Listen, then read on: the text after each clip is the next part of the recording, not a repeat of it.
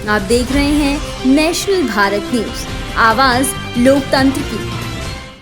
नमस्कार, मैं राशि। आप देख रहे हैं नेशनल भारत न्यूज और आइए नजर डालते हैं कुछ बड़ी खबरों की ओर। निधन के बाद अब उनके आश्रम में करोड़ों की संपत्ति को लेकर विवाद गहराने लगा है। आज प्रज्ञानंद महाराज के परिजनों ने ट्रस्टी आश्रम में अपने हक का दावा किया। स्वामी प्रज्ञानंद की संरक्षिका ट्रस्टी आश्रम पर अपना अधिकार बता रही है। मौके पर विवाद को शांत कराने पुलिस और प्रशासन को आना पड़ा। मामला न्यायालय में विचाराधीन है। तब तक आश्रम में शांति व्यवस्था बनाए रखने के लिए दोनों पक्षों को जरूरी दिशा निर्देश दिए गए हैं।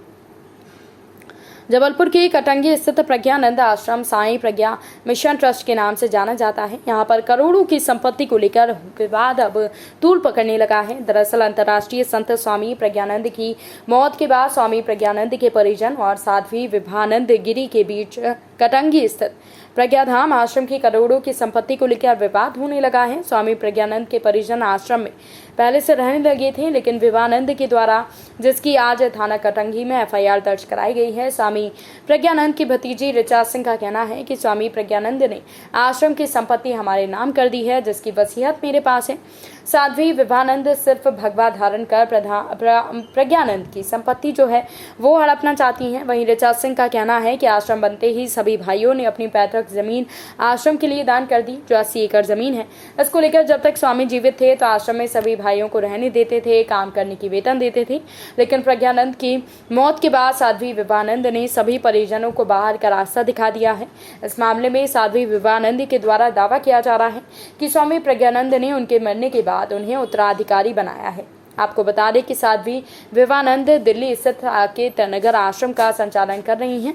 गुरु भाई चक्रानंद ने बताया कि 2013 में स्वामी प्रज्ञानंद ने भरे मंच से घोषणा की थी कि हमारे बाद आश्रम का उत्तराधिकारी विभानंद होगा। इस मामले में तहसीलदार प्रदीप मिश्रा का कहना है कि आश्रम का मामला न्यायालय में विचाराधीन है और पूरे ही मामले में एसडीएम सक्षम अधिकारी होते हैं। दोनों पक्षों को समझाइश दी गई है। बहरहाल अंतर्राष्ट्रीय संत स्वामी प्रज्ञानंद की समाधि के बाद अब उनकी संरक्षिका और परिजनों के बीच करोड़ों की संपत्ति को लेकर विवाद गहराने लगा है। लोग यहाँ रह रहे हैं, उनका वसीयत है, इनके पास कोई पौराफी करनी है, इसी मुद्दे को लेकर यहाँ पर लान की स्थिति बनी है, तो उनका मौका निरीक्षण कर लिया गया है और लोगों को शांति रखने की अपील की गई है और इनका केस नामांतरण का एसडीएम न्यायालय में चल रहा है, तो इनको विधि के प्रक्रिया अनुसार कार्य भी करनी चाहिए। अभी जो स्थिति उत्पन्न हुई है उसमें सीआरपीसी धारा 145 होती है, उसके तहत इनके खिलाफ कार्रवाई करके दोनों पक्षों के खिलाफ दोनों शासन इंटरफेयर करेगा, मतलब दोनों पक्ष न रहेंगे, शासन इस पर कार्य करेगा।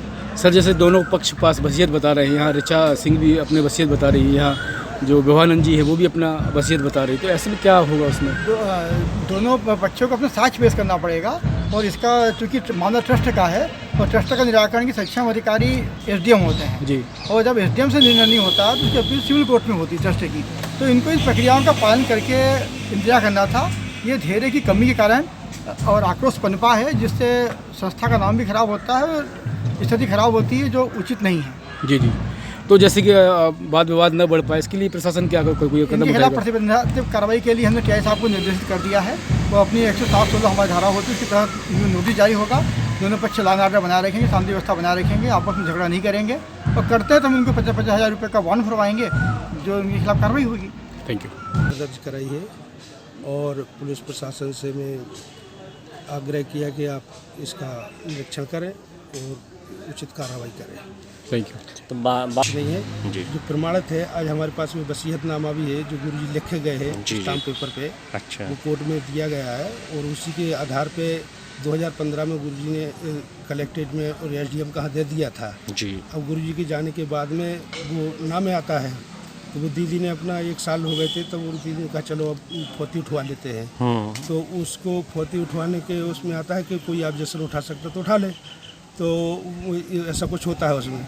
तो इन लोगों ने आपत्ति उसमें जताई, जब आपत्ति जताई तो केस चल रहा था जी जी, पेशी हो रही थी, 2-3 पेशी हो गई थी, वो पेशी हो ही रही हैं और इन लोगों ने आखिर बीच में मेरे साथ में ये सलूक किया जी, मेरे से चाबी छीनी, ज़बरदस्ती की है और ये आश्रम की सब तोड़-फोड़ ताला लग जैसे। तो परिवार के लोग पहले यहाँ रहते थे कि नहीं, यहाँ रहते नहीं थे? अच्छा।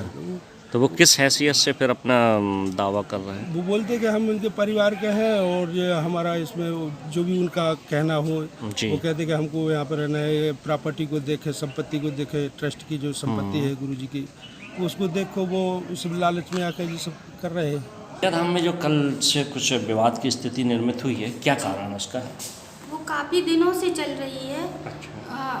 कई बार आके गुरुजी ने हम लोगों को यहाँ पे रख के गए और स्टार्टिंग से ही सारे लोग फैमिली के इन लोगों ने ज़मीन यहाँ पे दान दे दी थी, तो घर का सारा सब यहीं से चलता था और यहाँ पे ही रहते थे।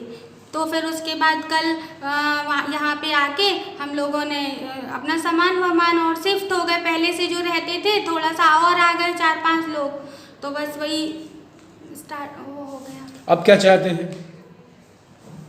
आप लोग क्या चाहते हैं?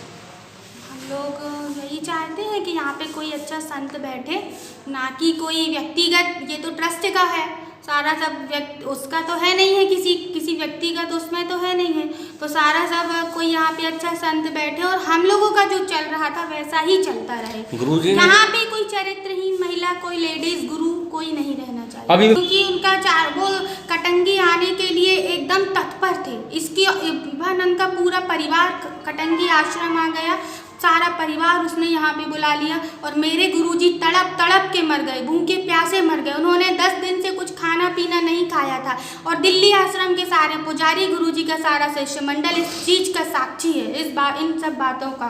गुरुजी ने कोई अटॉर्नी पावर किसी को लिख के दिया है? जी हाँ, मुझे लिख के गए। अच्छा, कि लोग यहाँ रह रहे हैं, उनका जो वसीयत है, इनके पास कोई पौरा करनी है, इसी मुद्दे को लेकर यहाँ मिलान आने की स्थिति बनी है, तो इनका मौका निरीक्षण कर लिया गया है और लोगों को शांति रखने की अपील की गई है और इनका केस नामांतरण का एसडीएम नाले में चल रहा है, तो इनको विधि के प्रक्रिया अनुसार कार्रवाई करनी चाहिए। अभी जो स्थिति उत्पन्न हुई है उसमें CRPC धारा 145 होती है, उसके तहत इनके खिलाफ कार्रवाई करके दोनों पक्षों के खिलाफ दोनों शासन इंटरफेयर करेगा, मतलब दोनों पक्ष न रहेंगे, शासन इस पर कार्य करेगा। सर, जैसे दोनों पक्ष पास वसीयत बता रहे हैं, यहाँ ऋचा सिंह भी अपने वसीयत बता रही है, यहाँ जो विभानंद जी है वो भी अपना वसीयत बता रही है, तो ऐसे में क्या होगा उसमें? दोनों पक्षों को अपना साक्ष्य पेश करना पड़ेगा और इसका चूँकि मामला ट्रस्ट का है और ट्रस्ट का निराकरण की सक्षम अधिकारी SDM होते हैं जी, और जब SDM से निर्णय नहीं होता तो उसकी अपील सिविल कोर्ट में होती है ट्रस्ट की, तो इनको इन प्रक्रियाओं का पालन करके इंतजार करना था। ये धैर्य की कमी के कारण और आक्रोश पनपा है, जिससे संस्था का नाम भी खराब होता है और स्थिति खराब होती है, जो उचित नहीं है। जी। तो जैसे कि वाद विवाद न बढ़ पाए, इसके लिए प्रशासन क्या कोई कदम उठाएगा? प्रतिबंधात्मक कार्रवाई के लिए हमने TI साहब को निर्देशित कर दिया है, वो अपनी 107-16 हमारी धारा होती है, उसके तहत नोटिस जारी होगा। दोनों पक्ष लॉ एंड ऑर्डर बनाए रखेंगे, शांति व्यवस्था बनाए रखेंगे, आपस में झगड़ा नहीं करेंगे और करते हैं तो हम उनको 50,000 रुपये का बॉन्ड भरवाएंगे जो उनके खिलाफ कार्रवाई। इस खबर में फिलहाल इतना ही। देश दुनिया की तमाम बड़ी खबरों की अपडेट्स के लिए जुड़े रहिए नेशनल भारत न्यूज के साथ। नमस्कार। अगर आपने अभी तक हमारे चैनल को सब्सक्राइब नहीं किया है तो जल्दी से सब्सक्राइब करें और बेल आइकन को दबाना बिल्कुल ना भूलें। आप देख रहे हैं नेशनल भारत न्यूज, आवाज लोकतंत्र की।